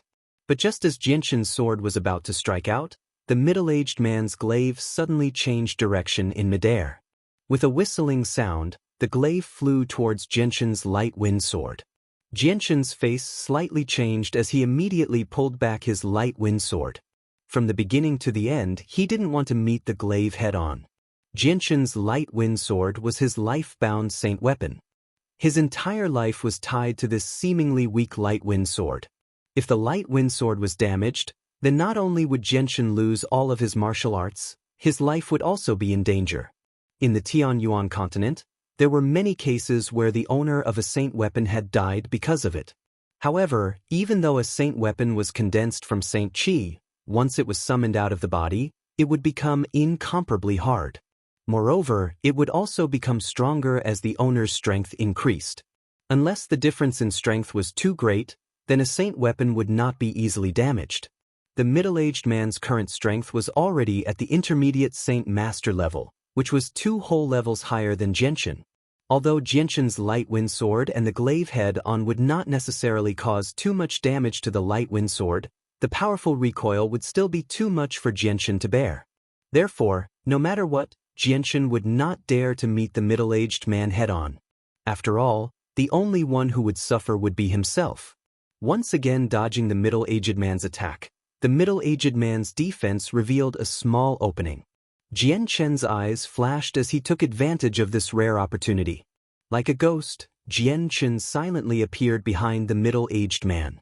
The light wind sword in his hand emitted a sharp sword qi that transformed into a blood-red light as it pierced towards the middle-aged man's back.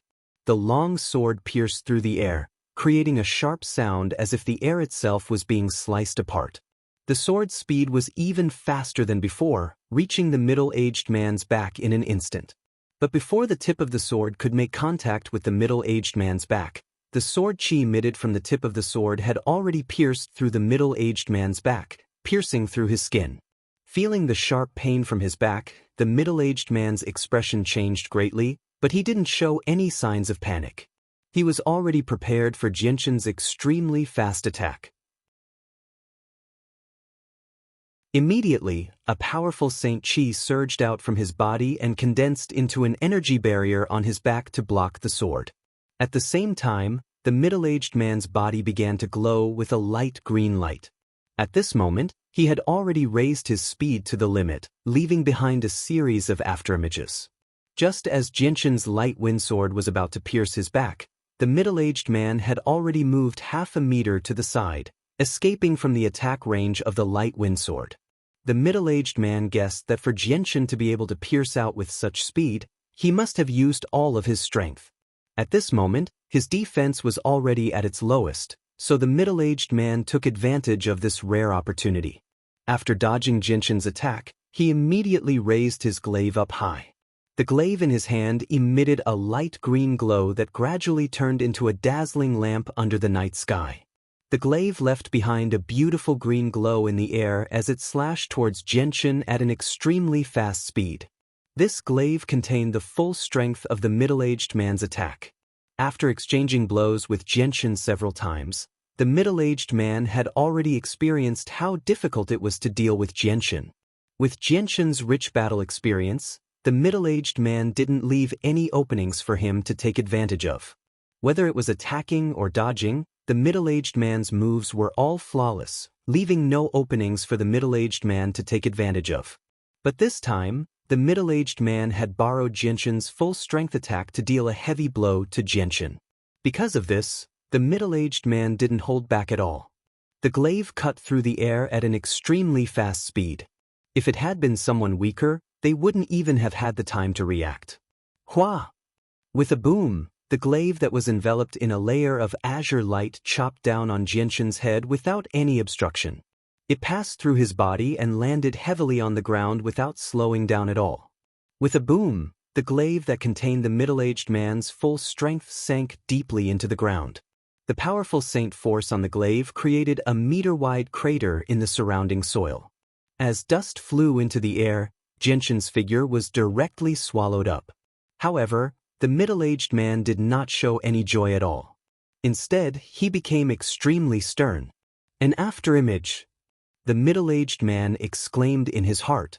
However, just as this thought appeared in his mind, a strong sense of crisis spread throughout the middle-aged man's heart. The middle-aged man did not hesitate at all. His body leaned to the side with all his strength as if it was a conditioned reflex. At the same time, he immediately pulled out the large glaive in his hand from the ground and slashed behind him without looking. Ding! With a crisp sound, the middle-aged man's large glaive collided with a thin longsword covered in blood that had suddenly appeared and clashed with it. Welcome to Legends of Cultivation, audiobooks, where we bring ancient fantasy to life through storytelling. Follow the rise of heroes who defy fate, unlock mystical powers, and battle across celestial realms. Our audiobooks are crafted for fans of Chinese cultivation novels, filled with battles, breakthroughs, and legendary artifacts. Subscribe and be part of an unforgettable journey into the realm of immortality.